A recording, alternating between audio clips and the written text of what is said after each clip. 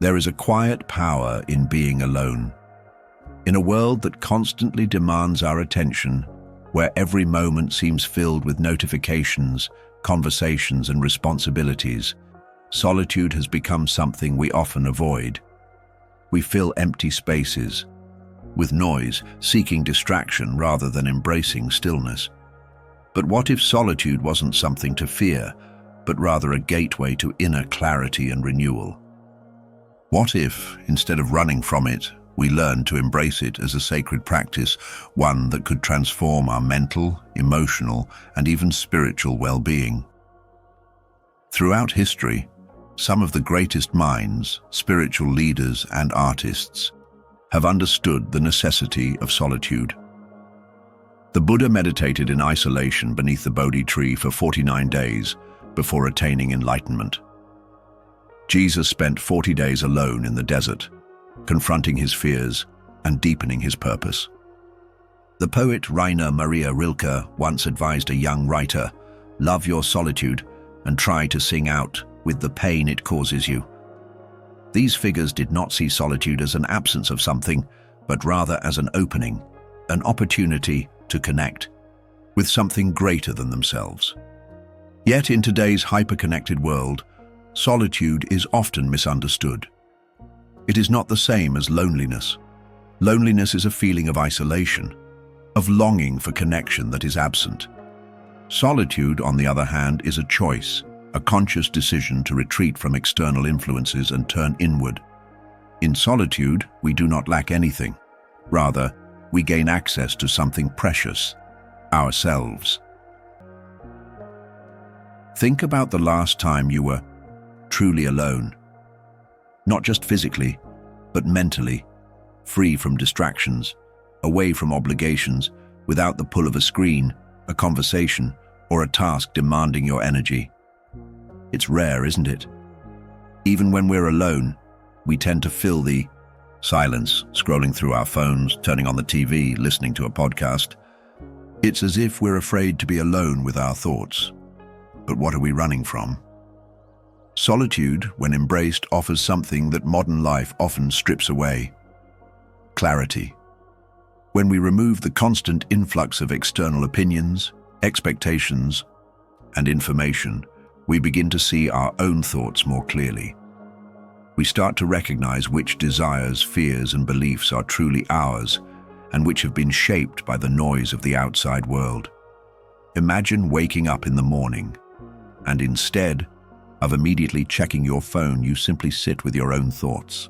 No notifications, no emails, no input from others, just you. At first, this can feel uncomfortable. The mind resists stillness, filling the silence with unfinished tasks, past conversations, and future worries. But if you stay with it, something shifts. Your breath slows, the mental noise begins to quiet, and beneath it, a deeper voice emerges, not the anxious chatter of a mind always occupied, but something quieter, more profound. This is the voice of intuition, of deep knowing, of inner truth. This is why solitude is so deeply woven into Buddhist practice. In many traditions, monks and practitioners engage in silent retreats, sometimes lasting weeks or even months. The purpose is not to escape from the world, but to reconnect with the mind in its natural, unclouded state. Without constant distractions, they begin to observe their thoughts without attachment, seeing them rise and fall like waves on the ocean. This process brings about an incredible sense of clarity, one that cannot be reached when the mind is constantly stimulated. Of course, most of us cannot disappear into the mountains for a silent retreat, but solitude doesn't have to be extreme. It can be woven into daily life in small, intentional ways. A morning walk without music or podcasts, a few minutes of silent meditation before bed. Even something as simple as eating a meal alone, without distractions, can become a powerful act of presence. Think about it. How often do we truly taste our food, feel the texture, notice the flavors? How often do we sit in complete silence, allowing ourselves to simply exist without rushing to the next task? These moments of solitude may seem small, but over time, they create a profound shift in the way we relate to ourselves and the world. And as we practice solitude, something beautiful happens. We stop fearing it. It no longer feels empty or uncomfortable. Instead, it becomes a space of deep nourishment, a sanctuary where we can return to ourselves, where we can breathe fully and exist without the weight of expectations. We begin to see solitude not as isolation, but as an invitation to slow down, to listen, to recharge, and to reconnect with who we truly are. When we embrace solitude, something shifts in the way we experience the world. We begin to recognize that our sense of fulfillment doesn't come from external validation, but from within. The more we cultivate this, the less we rely on outside distractions to fill a void that was never meant to be filled by noise. This shift is especially powerful when we consider how much of our modern stress and dissatisfaction comes from overstimulation, constant notifications, endless streams of information, the pressure to always be productive. The Buddhist concept of santosha, or contentment, speaks directly to this.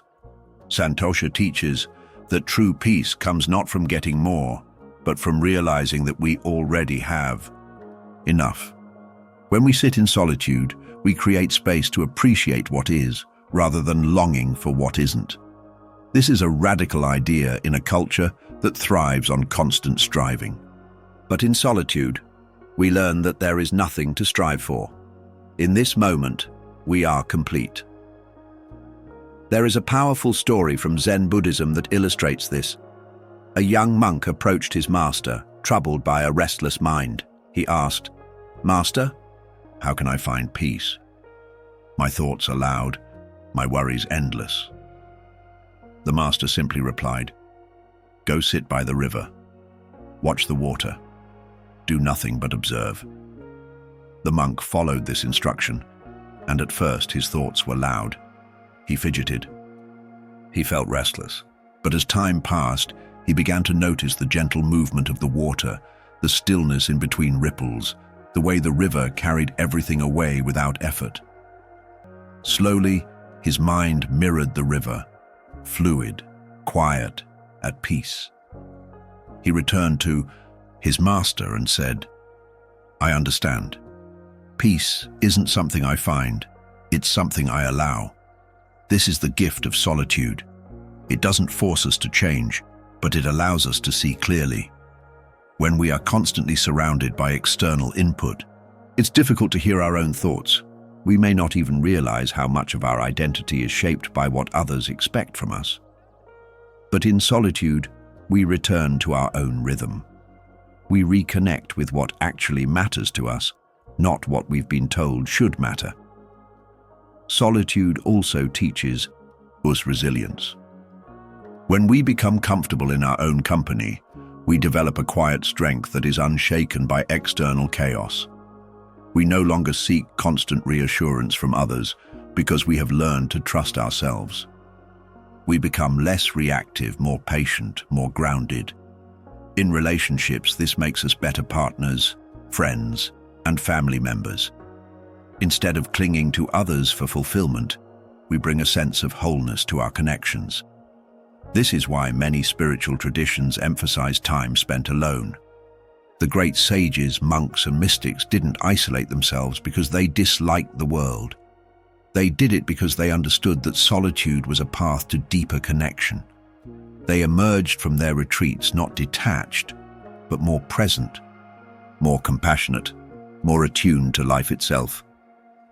But how do we integrate solitude into our daily lives? The truth is, we don't need to escape to the mountains to experience its benefits. We can start with simple moments of stillness, a few minutes of deep breathing before checking our phones in the morning, a silent walk in nature, journaling our thoughts without judgment, choosing to eat a meal alone, mindfully, without distractions. Each of these practices invites us to slow down and experience life as it is, without the need for constant stimulation. And as we do this, something incredible happens. We stop fearing solitude. It stops feeling like loneliness and starts feeling like a return home. When we embrace solitude as a practice rather than a consequence, we begin to see it as nourishment for the soul rather than an absence to be filled. Many of us fear being alone because we associate it with loneliness, but they are not the same. Loneliness is the absence of connection, while solitude is the presence of oneself. The difference is profound. There's a Japanese concept called ma, which translates loosely to the space between. It refers to the pauses in music, the silence in conversations, the emptiness in art that gives meaning to what surrounds it. In life, ma is the space we give ourselves to breathe, to think, to simply be. Without it, we become overwhelmed, overstimulated, constantly reacting rather than truly living. Solitude creates this space. It allows us to hear the unspoken rhythms of our own lives. Consider the way nature moves. Trees do not grow taller by force. Rivers do not rush to their destination out of impatience. Everything unfolds in its time, in balance with the space around it. When we allow solitude into our lives, we align ourselves with this natural flow. We stop pushing against the current and begin to move with it. In practical terms, solitude enhances creativity, focus, and problem-solving. Some of the greatest minds in history, Leonardo da Vinci, Nikola Tesla, Virginia Woolf, valued their time alone as essential to their work. When we remove distractions, our thoughts have room to breathe, to form new connections. Solutions emerge not from overthinking, but from allowing our minds to settle. But solitude is not just about thinking, it is about feeling. Sitting alone, in silence, can bring up emotions we've been avoiding. This is why many people avoid solitude. It forces them to confront what's inside. But if we allow ourselves to sit with discomfort instead of running from it, we find something unexpected. Clarity. Our emotions, when acknowledged, lose their grip over us. We begin to understand them, and through understanding, we release their weight. There's an old Buddhist teaching that compares the mind to a jar of muddy water. If we keep shaking the jar, constantly thinking, worrying, reacting, the water remains cloudy. But if we set it down and leave it undisturbed, the mud settles and the water becomes clear. This is what solitude does for the mind. It doesn't erase our worries, but it allows them to settle, revealing a deeper truth beneath the surface. This clarity brings profound benefits to our daily lives. We make decisions with greater wisdom, free from impulsive reactions. We communicate with more presence, listening deeply instead of simply waiting for our turn to speak. We cultivate patience, recognizing that not everything needs an immediate answer. And perhaps most importantly, we develop a sense of inner peace that is not dependent on external circumstances. When we integrate solitude into our routines, we create a sanctuary within ourselves, a place we can always return to no matter what is happening in the outside world. This is the ultimate power of solitude, not isolation, but connection. Not emptiness, but fullness. A moment of stillness that carries into everything we do, shaping our lives with intention rather than impulse. And as always, if you found value in this message, consider sharing it with someone who might need to hear it. Don't forget to like and subscribe for more content like this. Your support helps keep these reflections coming. Wishing you peace, clarity, and moments of beautiful solitude.